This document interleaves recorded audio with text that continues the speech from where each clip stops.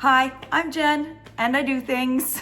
It's been a minute, but I only like to come on here when I have something that I really want to tell you, and I have something that I really want to tell you. So I think I've found the perfect way to plan not only cruise vacations, but just vacations in general. But before I tell you what my big plan is, which there isn't going to be, and don't worry, it's not going to be like one of those things where, oh, click here and pay me for, no, it's not going to be like that. But the one thing I want to make sure you know before I show you my spreadsheet and how I do all of this is that I'm not the boss of you. So if you want to change this and make it more applicable to you and your family and what you want to do, please do that, because this is what I do, and I'm hoping that this can be a nice jumping off point for how you could possibly organize your trip. I just got back from a trip with my husband to Estes Park in Colorado, and it worked perfectly, and we both credited this spreadsheet for it being such a successful trip. And every trip I've planned like this has just been absolutely phenomenal. It is worth the effort, it is worth the time, but it's not hard. So let me go ahead and jump into the spreadsheet and how it works. Now, I work on a Mac, but of course, if you work on a PC, you can use Microsoft Excel or whatever you use in order to formulate this. Really, you just need to be able to make some kind of sheet. I mean, you can even draw this. You just need some kind of sheet that has a chart. That's really it. It doesn't even have to be like a spreadsheet, it can be a chart. Okay, so this is the way that I organized my trip with my son. We went on Wonder of the Seas to Caribbean places. You'll see in a second. So we spent one full day in Orlando before we went on the cruise, because I learned from the last trip that you may have seen on this channel that you never arrive the day of the trip. Even if it's just a short train ride, you want to give yourself a full day, because anything can happen. That video will be linked down below of why really important to do that. All right, so we start off with the top of it, where I just have the title or whatever, and then of course I have the date. And then I have the day of the week. Also, next to the days of the week, you'll see numbers. Now, on a Royal Caribbean cruise, it'll be day 1, day 2, day 3, day 4. They don't really talk in days of the week.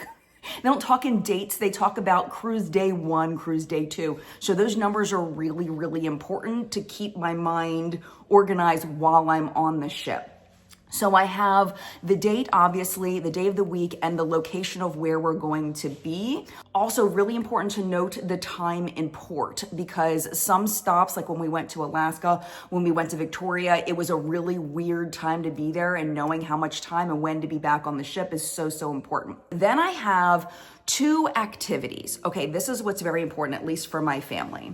When I plan activities for a day for whatever trip I'm going on, I only plan at most one solid scheduled activity. I never want to feel rushed on vacation. I never want to feel like I have to get from one place to another place by a certain time. I don't want stress on my vacation. I don't want to feel like I didn't get time to relax.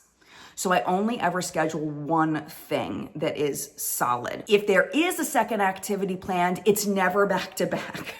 If I can help it, it's never back to back. It's always very, very far away. So for example, if we look on February 5th, which was a Wednesday, we did the St. Martin Rhino Rider Adventure, which was freaking fabulous. But if you have any lower back problems or stuff, don't do that, because you're going to be popping up and down on the water. Super fun, but it is it's a rigorous ride. There's a lot going on there. So we did that. And then after we did our excursion, that was through Royal, we went to lunch in Phillipsburg, and we just kind of walked around Phillipsburg, and it was fabulous just to kind of relax, go to the little shops. And I did look and see if we could take the water taxi. It was $7 a person. We didn't end up doing that. But that was all we had planned for that port, was just that one activity. But I also like to have something flexible, like a what can we do after this excursion is over idea. And with the ideas, so important is that as the planner, I need to make sure that I'm flexible. If that doesn't happen, it's okay. If we find something better, it's okay. The whole point is to have an idea so you're not wandering around like, what can we do? Like, what do we do now that we're done with this? And then getting on the ship and talking to someone and realizing there was something really cool you could have done if you had just known. FOMO is my biggest enemy. I never want to feel like I missed out on something because I didn't know it existed. So doing that research ahead of time and making sure I knew like what to do after the excursion was over. So with that, there was a cute little shopping area and it was very nice. So after that, for a cruise specific vacation, I have where are we going to eat dinner? I like to do a mix of, well, I guess it just depends on who I'm with, doing a mix of main dining room and specialty dining. That's just a personal preference. So before I go, I have like a wish list of the different restaurants that I want to eat in for specialty dining and the days that those would fit best based on what we did that day. I plan even this much ahead of time so that as soon as I board the ship, I can go up to one of those specialty dining restaurants and book all of my specialty dining that very first day, because that's when all the spaces are open. Even on a ship like Wonder of the Seas, if as soon as you board, you book all of your specialty restaurants, you're pretty much guaranteed to get all of the times in the restaurants that you want. If you wait, then you might not get what you want and the restaurants may be full for the evening. After dinner, I also have an evening slot. This is where I put all of the shows. Now, the shows won't show up on your Royal Caribbean app or on your desktop, however you're accessing your cruise. They won't show up until, I think it was like a month before the cruise happens. Like it takes a while. So you have to kind of keep checking back. If I figure out exactly the time, I'll put it on the screen of how long before. But as soon as you find out that these shows are open for booking, jump on and book all of your shows because those absolutely do fill up, especially on a ship like Wonder of the Seas. Another thing that's helpful to figure out when the shows open for booking is to join the Facebook group associated with your cruise, because there is probably going to be someone on there that is incessantly checking, like me, and will let everybody know when that opens so everybody in the Facebook group can go on and book. But if you don't end up booking the exact time that you wanted for the shows you wanted to see, there are other options. So the first thing you can do is as soon as you board your cruise, you can say, I really wanted to go see Intense, or I really wanted to go see The Effectors, or whatever it is. Those are a couple of the Wonder shows, and say, hey, when can I go see this show? There may be some openings, some cancellations. The other thing is to go in a wait line to see if there are people that don't show up, because usually there are people that won't show up for a show, and see if the staff will let you in last minute, because that absolutely can happen and does happen often where, you know, even if you don't have a seat for the show, there will be seats open because people just won't show up. And just to make sure I'm very clear, these are not paid tickets. You do not have to pay extra for the entertainment on Royal Caribbean, but you do have to book your seat ahead of time. It's not an assigned seat, but they just want to know who's coming to the show. And because they fill up, it's first come, first booked. Also on this particular spreadsheet, I put the cost of everything so I could keep track of how much things cost. And I'll leave it up there for you so you can see how much I paid for everything. We stayed at Universal's Endless Summer Resort. I got that through my travel agent. I will link her website down below. I don't get any kickback for referring you. I just love her. She's amazing. I also have the flight times, the dates, the flight numbers. I have information on prepaid transport that I had paid for, some restaurant reservations I had booked in Orlando, some things for when we were in St. Thomas that I wanted to make sure we booked on our excursion. Also, there's a milkshake spot in Orlando called the Chocolate Emporium, and I watched a video on the best milkshakes there, so I had a list on the milkshakes that I thought my son and I would like to try.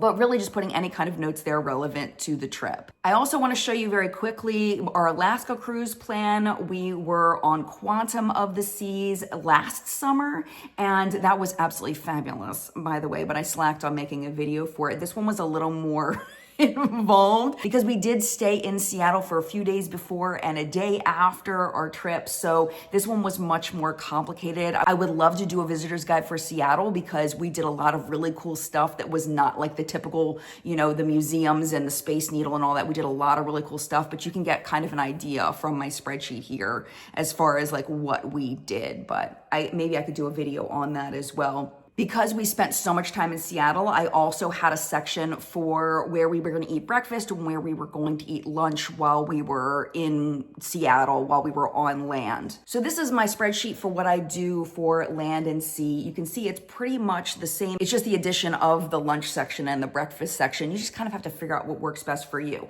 I also want to show you our anniversary trip in Colorado. So this is just a land spreadsheet. This is not a cruise. This is the way that I planned the trip to Colorado with my husband that I just got back from. So of course, time in port is gone. I've got breakfast, activity 1, lunch, activity 2, dinner, and then an evening. And you can see that the evening is, I knew I was going to be tired. So it was just chill at hotel.